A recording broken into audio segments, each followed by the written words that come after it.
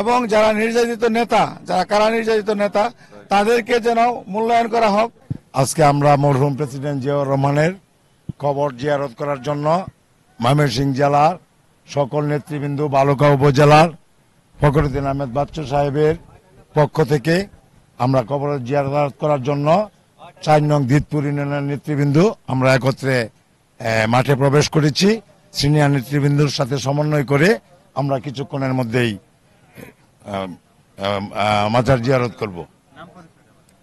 আমার নাম সারোয়ার আলম, সাবেক সদস্য বালুকা উপজেলা বিএনপি এবং যুগ্ম সাধারণ সম্পাদক দিতপুর ইউনিয়ন বিএনপি। আমরা বিগত ফ্যাসিস্ট সরকার আমলে আমরা ১৭ বছর অনেক নির্যাতিত নিপীড়িত হয়েছি।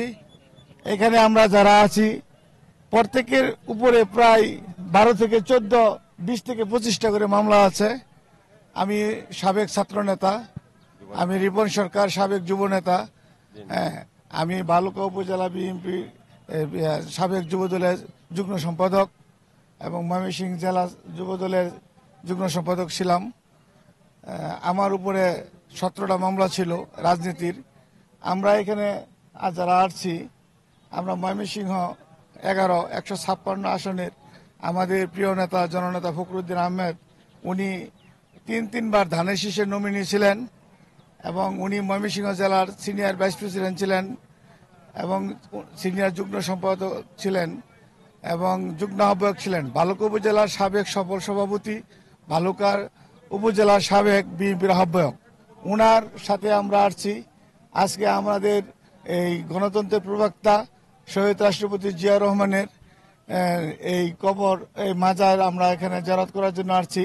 আমরা বালুকা উপজেলা থেকে প্রায় ২০,০০০ নেতাকর্মী এখানে আসছি ওনার কবর জিয়ারত করার জন্য ফখরুদ্দিন বাচ্চু সাহেবের নির্দেশে। এবং আমরা আগামী দিনে যে পরিমাণে নির্যাতিত হয়েছি, আমাদের সিনিয়র নেতৃত্ব যারা আছেন, দিক নির্দেশন আছেন, আমরা তাদেরকে কাছে উদারতা আহ্বান করব। যারা মামলা হামলা খেয়েছে, যে পরিবার থেকে আমার মতো ভাই, আরেকজনের সন্তান আজকে সরকারের হাতে খুন হয়েছে, জেলে মারা গেছেন, রাস্তাঘাটে পুলিশে ওদেরকে হত্যা করেছেন, আমরা আমাদের সহযোদ্ধার বহুত হারিয়েছি।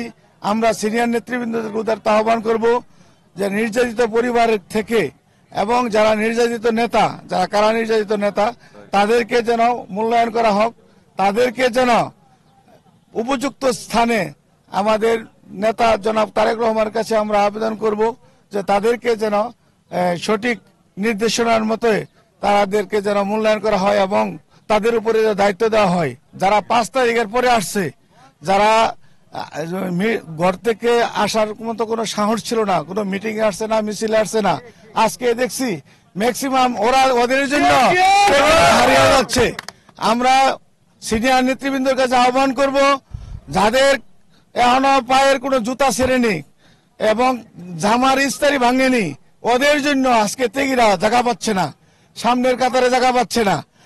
আর সামনের জায়গার দূরের কথা, তো ওই মিটিং এ মনে হচ্ছে যে তারা পাবে না। তা আমরা সিনিয়র নেতার কাছে আহ্বান করব আপনাদের মাধ্যমে, গণমাধ্যম হলো বাংলাদেশের একটা প্রাণ এবং মেরুদণ্ড এবং জাতির কাছে সঠিক দিক নির্দেশন করার একটা রাস্তা হলো গণমাধ্যম।